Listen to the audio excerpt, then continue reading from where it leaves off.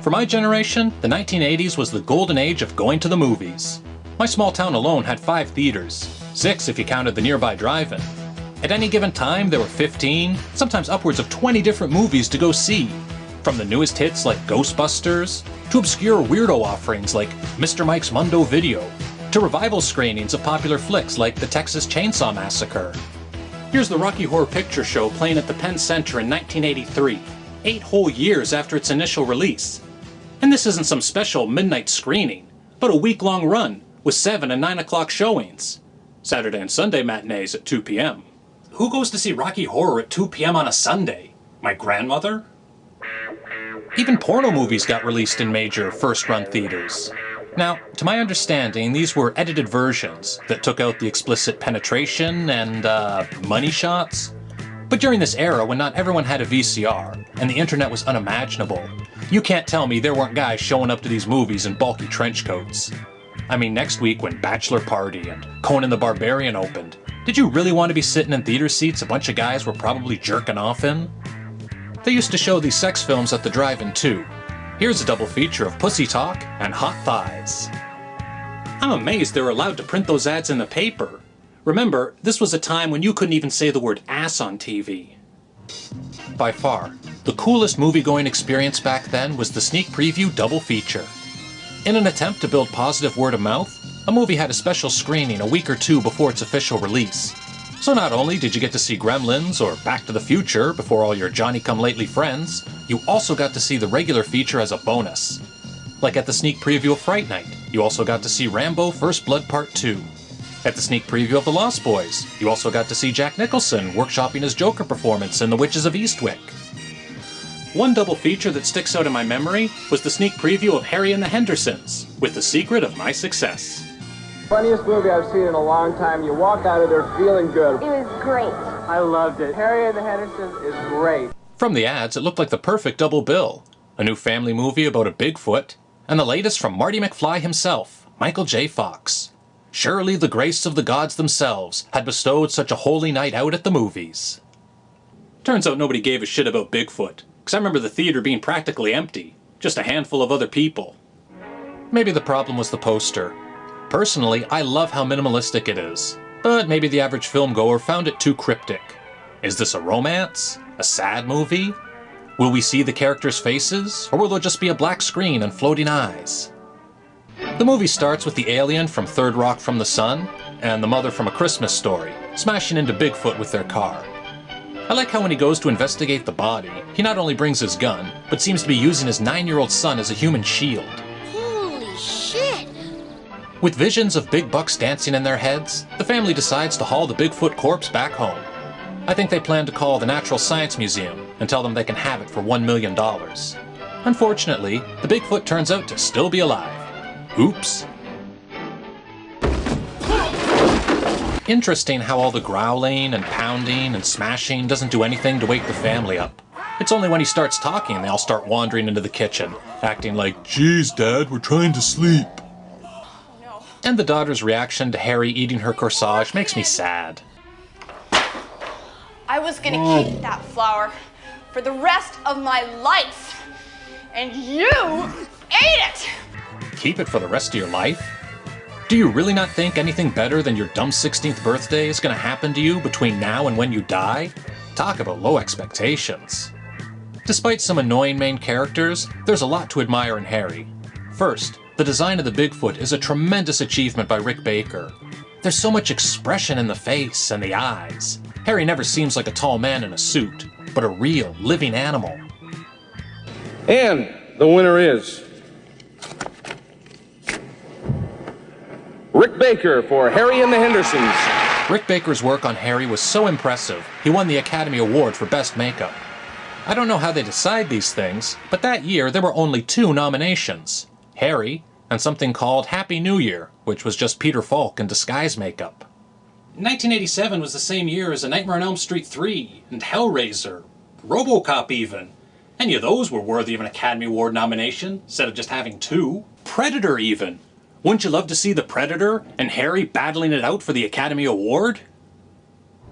And I must say, I find real poignancy in the scenes where Harry is confused by the animal trophies. Doesn't mean I'm gonna stop eating meat or anything, but I respect Harry for his gentle, vegetarian lifestyle. You'd think this was the perfect material for a sequel, but instead Harry got his own TV series. Hat ein gutes Herz, nur seine Füße sind zu groß, sind viel zu groß. Das ist bestimmt ein hartes Los. Und kein... As well as a popular show at the Universal Studios theme park. The second feature that night was The Secret of My Success, the 7th highest grossing film of 1987, with $66 million.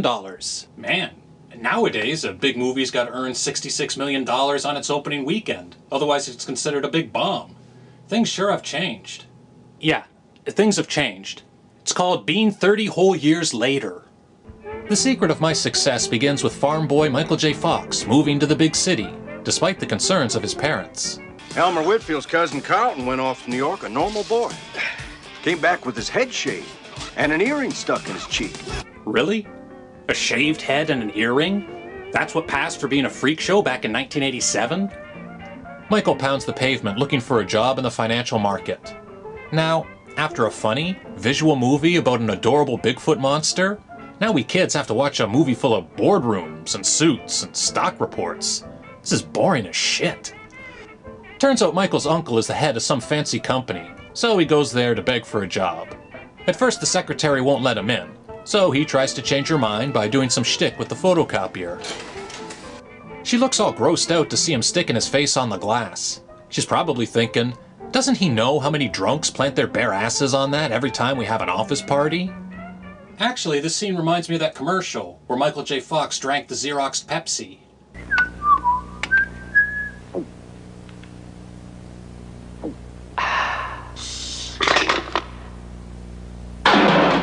So Michael is put to work in the mailroom, until one day he's asked to drive the wife of one of the company big shots home.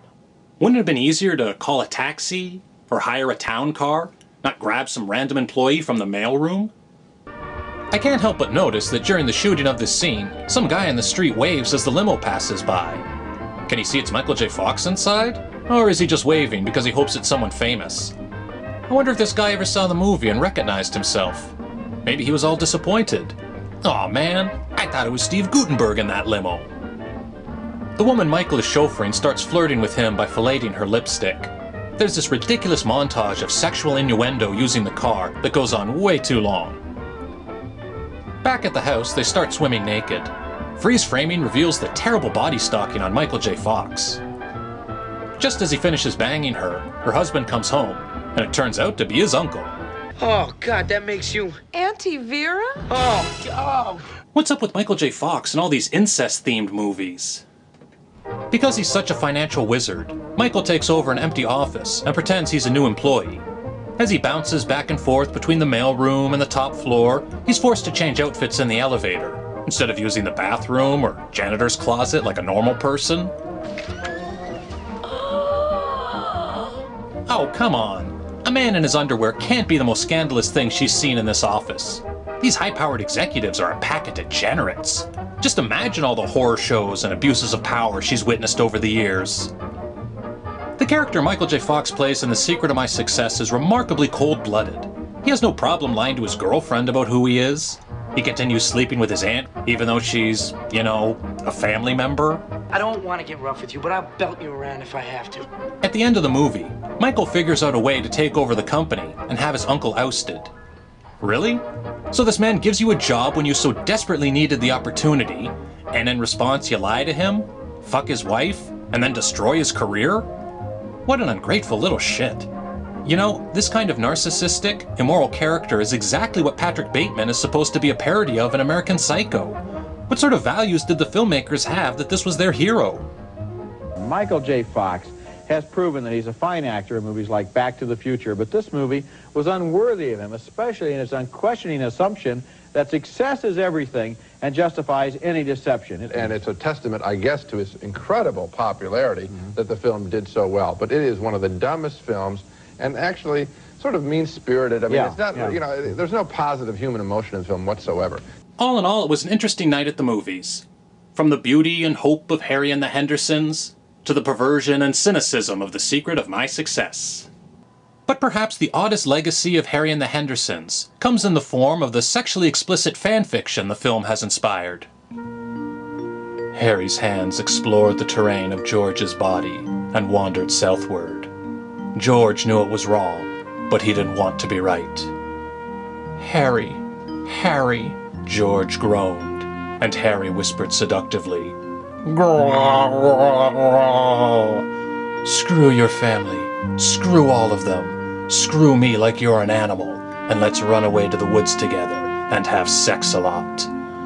"With pleasure," George replied.